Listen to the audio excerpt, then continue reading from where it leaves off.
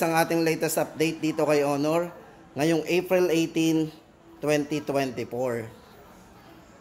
Diba? Nagagandahan yung kanilang mga ano ngayon, mga models. Budget. Bago.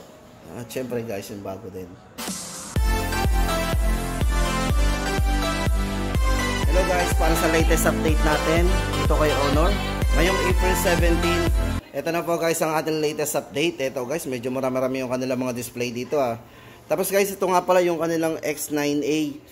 Ito daw po ay parang phase out na. Pero sa mga nagtatanong dyan guys, ito last price mo nito ay 14,999. Pakaganda rin pala talaga nito. Napakanipis. O yan guys, mga gustong mag-avail po nito, check po natin sa mga ibang store. Baka may available pa po. Yan.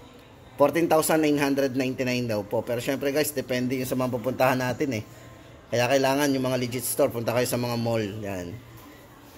Ayun guys, para sa latest update natin, unahin na po natin yung kanilang mga entry level. Sa mga tama-tama to, sa mga naghahanap ng budget phone. Yan.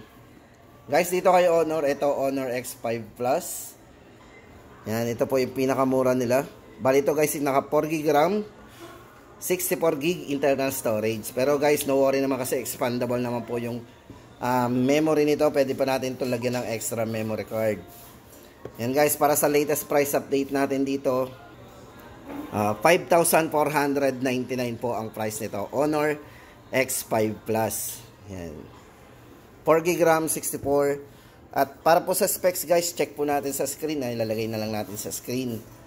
Yan. Tapos guys, ito, next na natin yung kanilang Honor X6A. Yan. Yes, ito for Honor X6A. Ito guys, maganda dito. Naka 50 megapixel na rin ang camera nito Ito yung naka 4GB RAM 128. So may malaking internal storage na rin.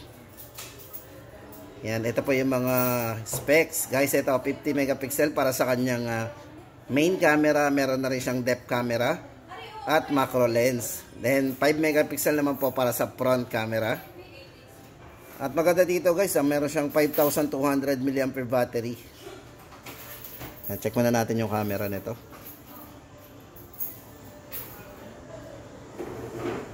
(50 megapixel). Then front 5MP. Then guys, ito sa battery, meron siyang 5,200 mAh battery.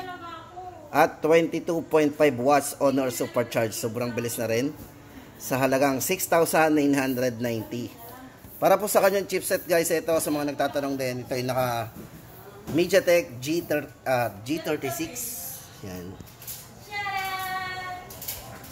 6,990. Para po sa latest update natin dito kay Honor X6A. Tapos guys, ito naman, pakita ko sa inyo yung bagong release po ni Honor. Pagdating sa kanilang mga entry level din, ito guys, pasok pa rin to Ito 8,999 Honor X7B. Yan, ito po yung bagong release po nila. Ang gandang hawakan ng likod napakakinis. Yan, para po sa design, ayan po yung design nya, may kanipisan.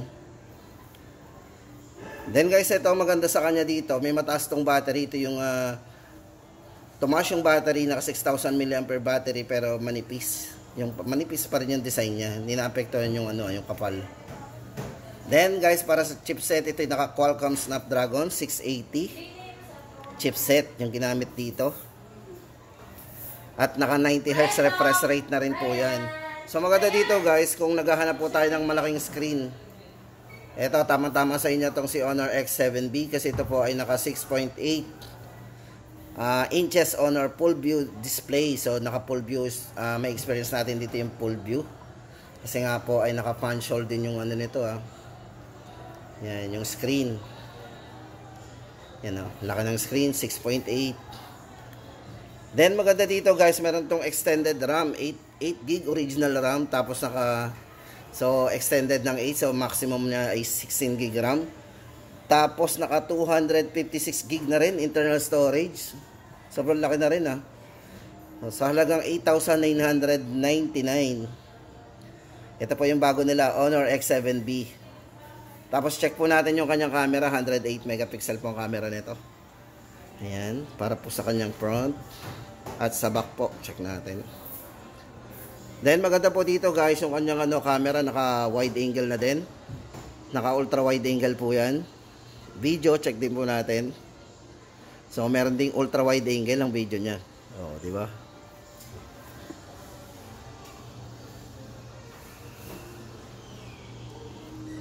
Then, sa mga other features, ayan po, napakadami. May dual view video din. Usually, nakikita natin dual view video sa mga high-end, di ba? Pero dito, sa halagang 8,999, ayan, check natin. May dual view video po yan.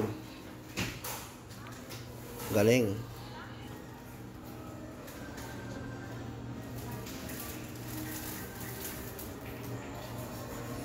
Honor X7B, 8,999. Guys, tandaan natin, ito po yung bagong release ni Honor. Honor X7B. Then guys, ito next natin. Ito yung isa sa paborito ko dito kay Honor. Ayan. So wala pong ito yun walang bola yan. Ito yung gustong gusto ko sa kanila. Honor X8B. Yan. Guys, ito, meron tong massive storage sa 512 gig. Sa po yung highlight niya. Tapos naka 16 gig of RAM po yan. Yan po, yung design po nyo. Check nyo yung design. Diba? Tapos ito guys, ay naka Eye Comfort Bright AMOLED display na din. Oh, diba? Kahit sa camera pa lang, kitang-kita na talaga na maganda talaga to. Kung in terms of design. Pero syempre guys, hindi pa uhuli to. Kasi nga, meron siyang 512 gig. Tapos naka 108 megapixel na din. Yan, yun po yung mga highlight nito. Syempre guys, yung selfie. Ang taas ng selfie camera nito. Meron siyang 50 megapixel. Naka ultra wide. Parang medyo kompleto na rin po ito Tapos sa video, meron naman siyang yan, naka ultra wide din Check natin yung kanyang At naka dual view video din. O, di ba? Parang ito yung kompleto na affordable guys. Tapos yung design nito sa likod, isa pa po dito, ay naka vegan leather. Usually guys, yung mga vegan leather na ginagamit dito sa mga cellphone, makikita po natin to sa medyo mga high-end phone ng ibang brand. Pero dito kay Honor, naka vegan leather na yung kanilang 12,999. Yan hindi po natin masyadong inihahype yan guys. Kumbaga, papaliwanag lang natin yung ating na-experience dito. Tsaka napakanipis. Yan. Sa color po, ito po yung isang kulay niya.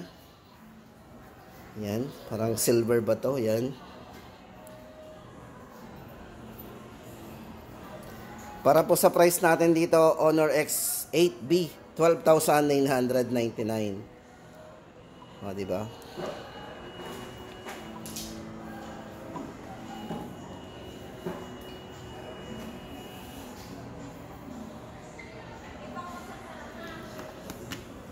Tapos guys, lipat na tayo. Ito naman yung kanilang Honor X9B. Yan. Ito naman po yung naka 360 degree. Ultra top. Kumbaga, ito yung naka all angle 360 AMOLED display. Pagdating dito sa display. At syempre, mas kilala po ito sa matibay. Kasi guys, mapapansin nyo naman, metal po yung likod nito. Tapos syempre, matibay din yung glass nito. Then maganda dito guys, ito bukod sa manipis ng kasi naka-curve, ay nakaano po to 5,000 mAh battery din. Pang 3 days battery po to. Yung design po nito parang pang pang mga luxury din ang datingan. Design sa likod. At pagdating po sa camera guys, ito meron siyang 108 megapixel para sa kanyang lossless capture camera. O, di ba? Lossless capture. Portrait. Check po natin. Sa video. So, meron na rin po siyang napaka-smooth na video. Tapos, multi-video. Yan. Multi-video. Yan. Check po natin yung mga ibang Yan.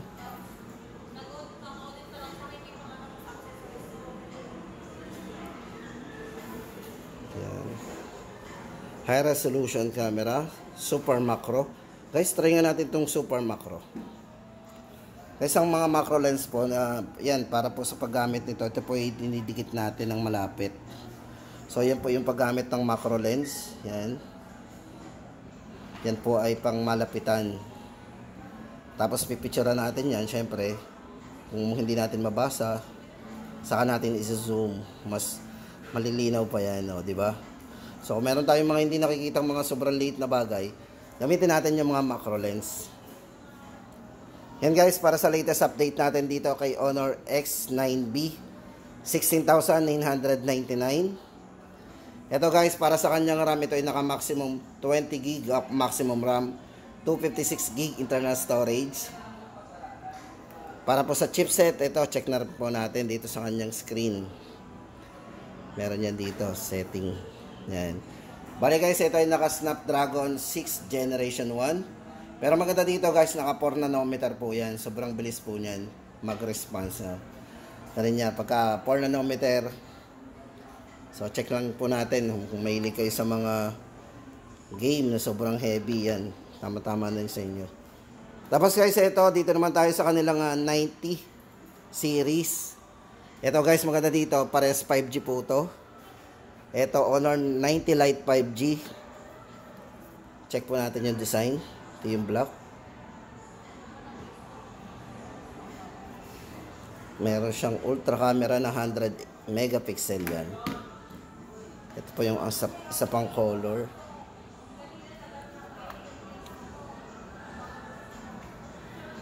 Yan guys, tama-tama ito sa mga naghahanap ng 5G. Dito kay Honor, ito 90 Lite 5G. Yan. Ito guys ay naka 8 GB RAM, 256 GB internal storage, 108 megapixel para sa kanyang main camera. At bali size ng screen nga pala nito guys is 6.7 edgeless ICR display. Guys, ito sobrang nipis niya, no. Kita niyo yung gilid. Ito po yung flat design. Sobrang nipis ng bezel niya.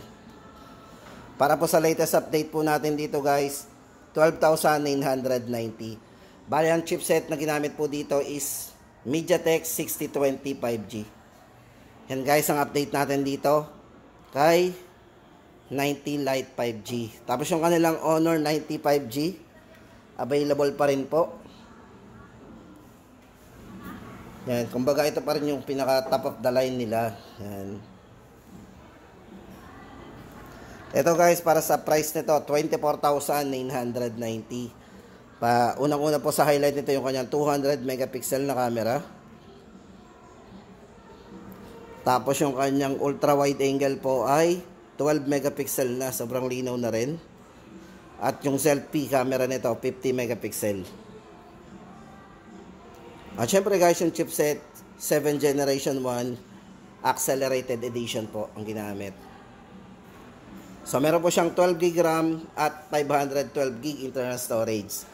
Ito po si Honor 90 5G.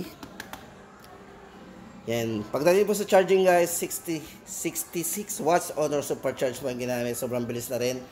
At yan guys ang ating latest update dito kay Honor ngayong April 17.